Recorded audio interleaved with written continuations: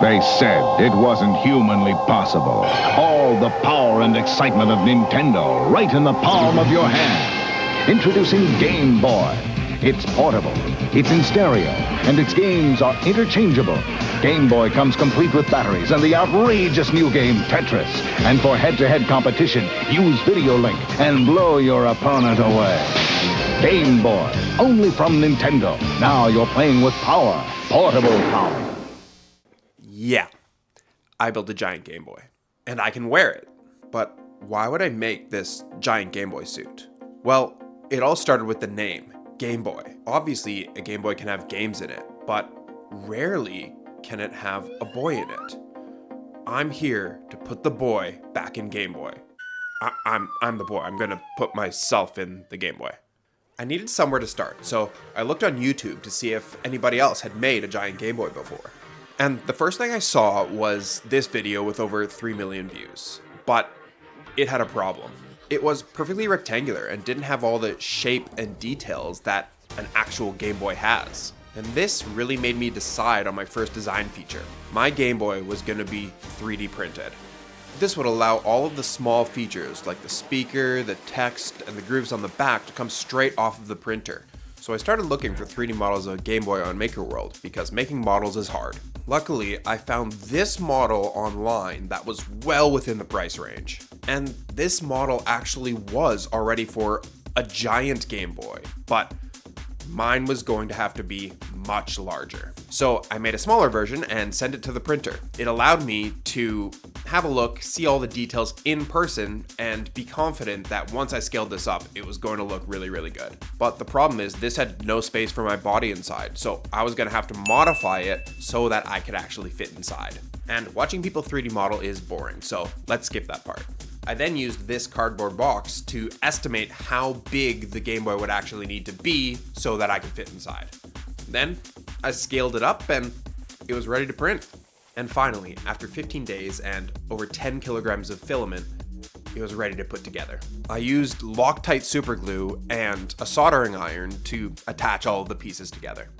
It takes a very long time to sand and paint all of the pieces. Between every coat of filler, primer, and paint, you just have to wait for things to dry while you sit there and think about your life decisions.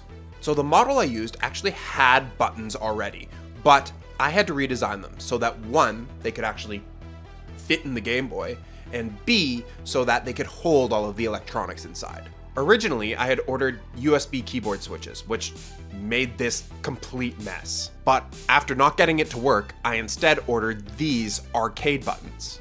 And this little guy that is a controller cosplaying as a circuit board. These pieces are what makes the whole thing possible. Next, I needed a screen. And I spent way too long scrolling through Amazon trying to find a screen that would work for this. And it turns out that you can actually get portable computer monitors that power from USB-C. I guess these are for people that don't like to carry around their tower and their heavy monitor. Almost all of these screens are a different aspect ratio than an original Game Boy. This piece that looks like the bezel around the screen actually holds the monitor and cuts off the edges so that the aspect ratio looks the same as an original Game Boy. It also has access holes for the buttons and the cables. And it latches onto the back of the Game Boy so that it doesn't fall out when I'm wearing it. Now, the only part of the screen you can actually see is the gameplay. Game Boys have letters on them. Furthermore, the letters are in a very specific font. I managed to find a PNG of the main logos as well as a font that was good enough for everything else. And after 4 hours of trying to find a place to order custom vinyl stickers online, I realized at 2 a.m. that I could just 3D print the letters. I made sure to use a glue that dries clear so that all of the letters look pretty. It did take me a couple goes to get the letters just right and exactly the right size, but luckily I now have some extras that I can make funny words with. The last piece of the puzzle was finding a way to connect the front and the back. It was really important that I didn't just glue the pieces together so that I could still get in and out of it.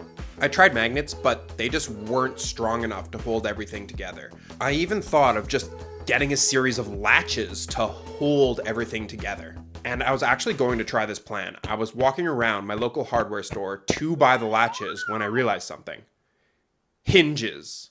Hinges! The thing that pretty much every toolbox, door, and even appliance uses to hold its door up. Yeah, I could just use that. And after about 6 months of planning, thinking, and preparation, followed by 3 weeks of actual work, all I had to do was slap a big old battery in the back, and the thing was ready to play. Oh, and it runs off a Raspberry Pi if you care.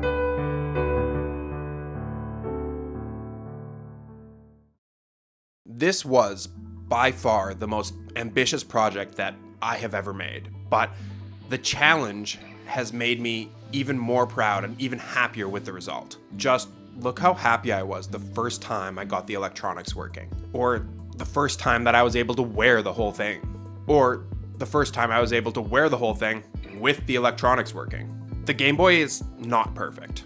I learned a lot of what to do when painting, and a lot of what not to do.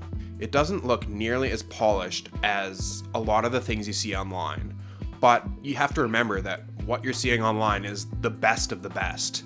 For my first real big project that I've painted, I think this is a really solid effort, and I can still be so happy despite all of the small imperfections. And it would have been a lot easier to just make a big statue of a Game Boy or a big art piece, but I decided to throw electronics and actually being able to wear it at myself as well.